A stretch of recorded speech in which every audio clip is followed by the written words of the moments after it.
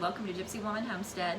So I just did a whole video on fermenting radishes and onions, and the camera's completely messed up.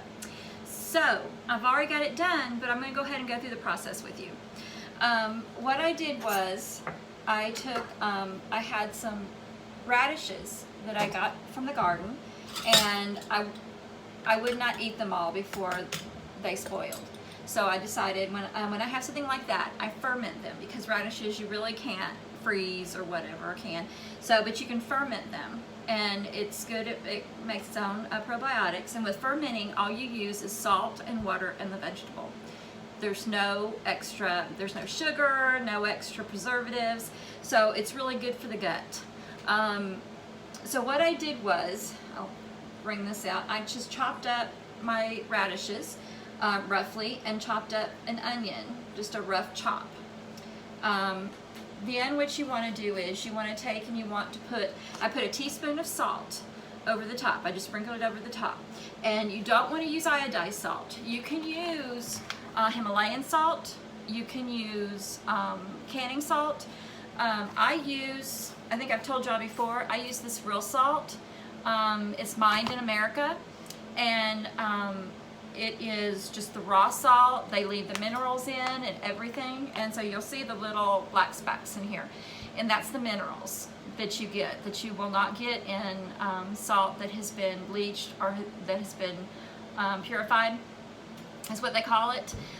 So you want to keep those minerals. So this is what I use for everything. So I put a teaspoon of this and just sprinkled it on the top. Then you want to cover it up with water. Only purified water. This is purified water, what I have left. You don't want to use city water. If you use chlorinated water, it will not get the flora in there that you want. It will not ferment correctly. It will stop, the chlorine will stop any of that. You do not want that. So make sure it's purified water.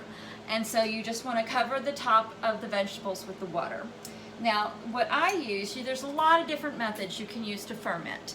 What I use is, I use the Kraut source fermentation made simple. And actually my sister hooked me onto these. I have 2 of them, and they work wonders. Now before I show you how that works, you could just use like a cabbage leaf or a grape leaf and weight it down. And you want to make sure that the vegetables stay under the water, because if you let it get above the water, the salt water, the brine is what's called the brine, it will mold and it will ruin your whole batch. So you want to make sure it stays below the brine. So what this comes with is, it has this little piece here, and then a little spring, so you can put under it, and the spring helps it keep the vegetables under the water. It pushes everything down. So you want to just put that on top of the vegetables, just like so. Then you're going to take this little thing, and it has like a little moat here, because when you ferment, it bubbles. So as it bubbles, it can bubble over.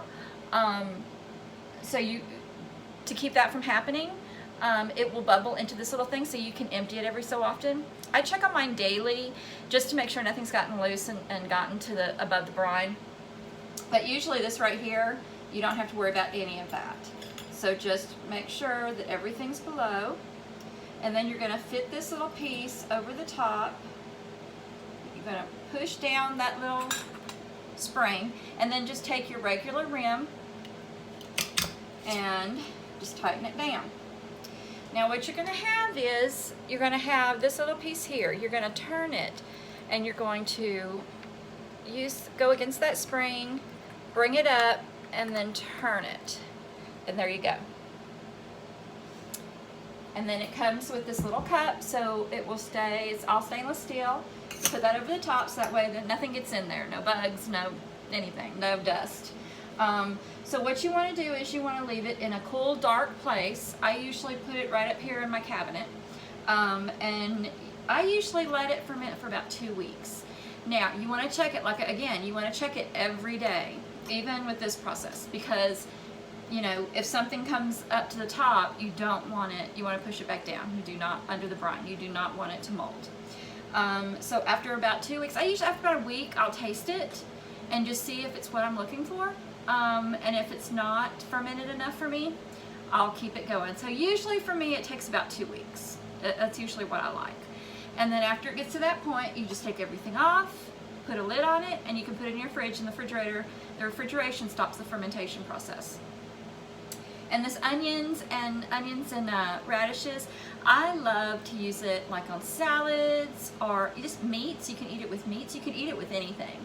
And it's really, really good. And it helps your stomach.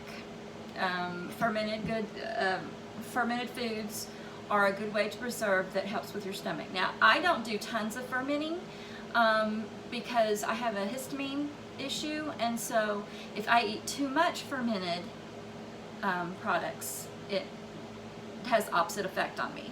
So, but most people, they really do well with eating fermented foods. It really helps them in their stomach and heals their stomach because it puts the good probiotics in there.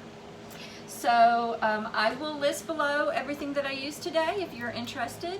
Follow me on Instagram, and if you have any questions or comments, something that you think I could improve on, just put it in the comments below.